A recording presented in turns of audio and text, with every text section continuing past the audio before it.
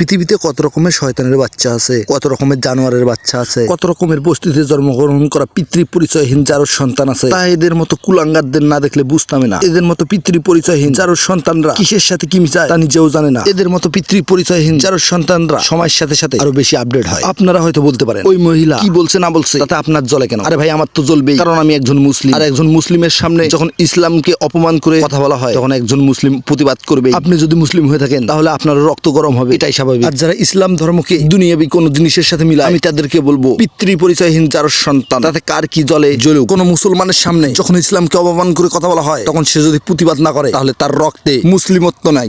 যে শরীরের জন্য তামাক বড়ই ক্ষতিকর, শরীরের জন্য তামাক ক্ষতিকর, এটা আমরা সবাই জানি। যখন কেউ এই কথা বলবে তখন অবশ্যই ভালোর জন্যই বলবে। আর যখন কেউ এই তামাকের সাথে ইসলাম ধর্মকে মিলাবে তখন তো তাকে পিতৃ পরিচয়হীন যার সন্তানই বলবে, এটাই স্বাভাবিক।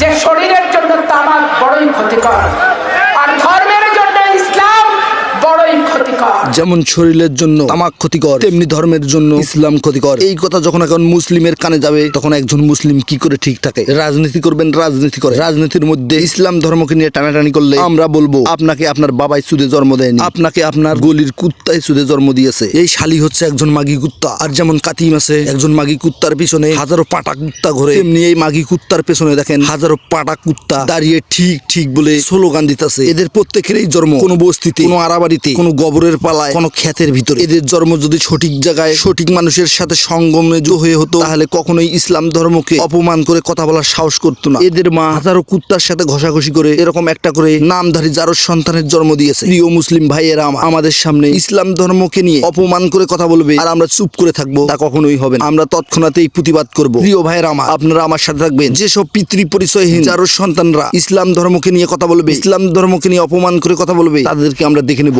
ইনশাআল্লাহ। সবাইকে আসসালামু আলাইকুম, খুদা হাফেজ।